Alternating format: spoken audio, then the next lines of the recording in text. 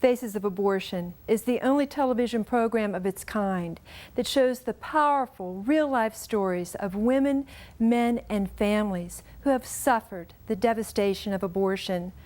Faces of Abortion touches hearts and changes lives in over 125 nations. Faces of Abortion is a program that will help you with healing from the heart and hope for the future. You will be given practical steps for healing in your life and help to end the suffering of abortion. So it just overwhelmed me. And I thought the only way to escape the pain was to take my life. I had a fear that I wouldn't be able to have my own children. It brings heartache. It brings hurt.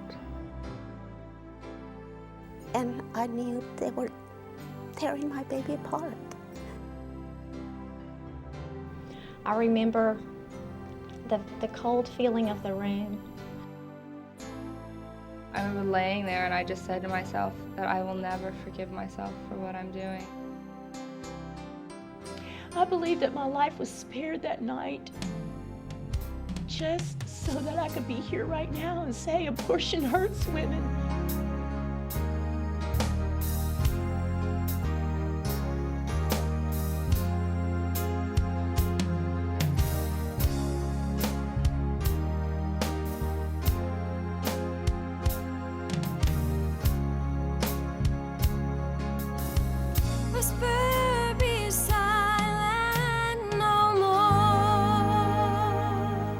Welcome to Faces of Abortion.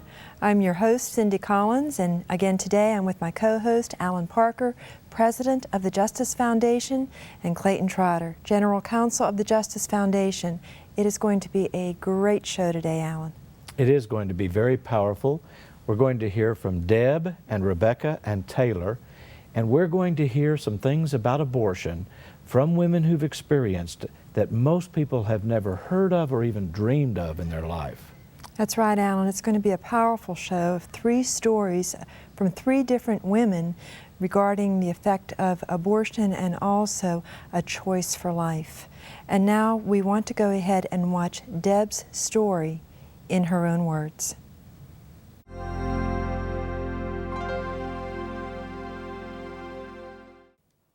My name is Deb and I live in Florida. When I was 22, I was married to a man that was much older, and he forced me into having an abortion. It was very hard at the time, but I didn't want to be alone. It was basically have the abortion or the divorce. I went ahead with it and actually felt relief right at first, but the shame and guilt came right away.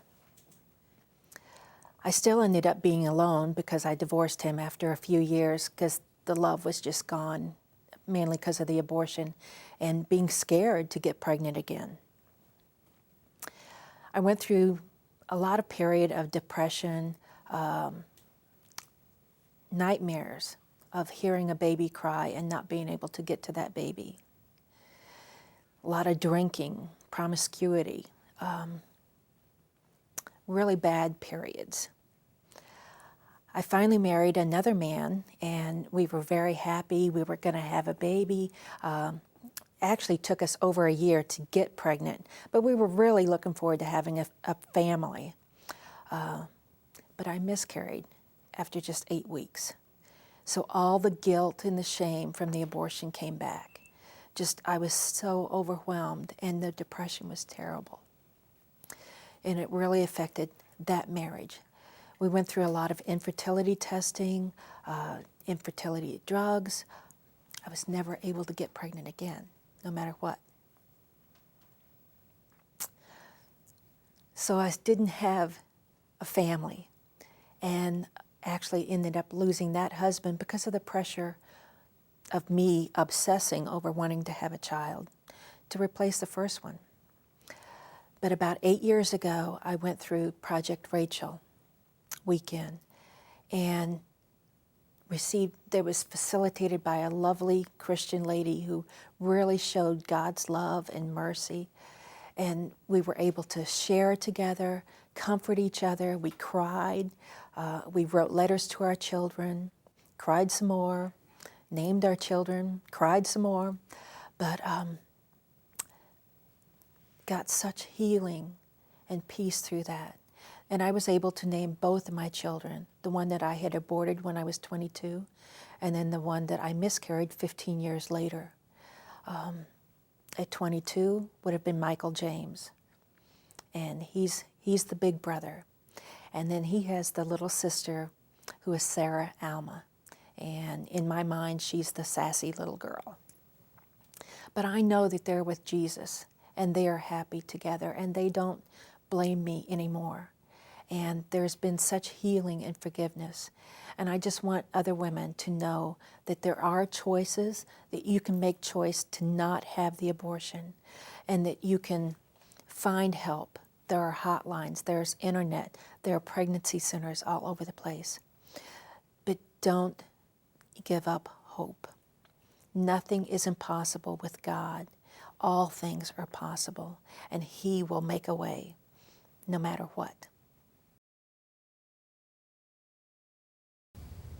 You've just heard Deb's story about the effect of abortion, the pain that abortion causes, and also the pain that abortion causes within marriage, that her husband had forced her to have an abortion, and it was not an answer to the pregnancy, the loss of the child, and the problems that it caused. And we're hearing this again and again. Alan, I know that we've talked to women on the helpline.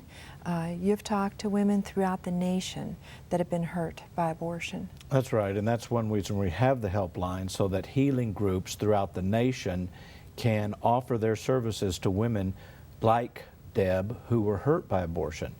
And I thought it was interesting that what was supposed to be an empowering of women instead gave her husband the authority and the power to say, you get rid of this baby or I'm going to divorce you. And so the choice was not hers. She said she felt she had no choice.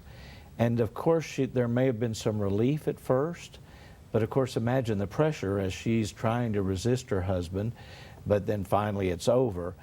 And then there often is relief because it's so difficult, but then the pain and destruction and anguish begin to set in over the years.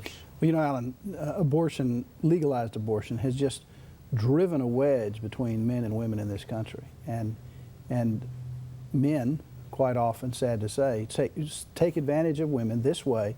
And they, you know, basically, hey, baby, you know, it's your problem, you know, and if they're not married, sometimes they say, hey, baby, it's your problem. Here's $300, you go take care of it. And if they are married, even sometimes they'll say, look, I don't want children, and the man saying, that's my choice not to have children. That's right. So I'm going to have a choice not to have children, and that means you have to have an abortion. And of course, very often, how many times have we heard, almost always, that marriage will end in divorce, because there's something about a husband who refuses to cherish the woman enough to cherish the child that the marriage produces, that destroys the faith that's in a marriage. And the relationships often end, like you said, Clayton, after abortion. So the woman's left with the loss of her child, the memory, the loss of her child, an empty womb, an empty heart, the loss of the relationship also. And part of the lie is you can have a family later when you want one, but in this case, and many, many, many others, there is no family that ever comes along.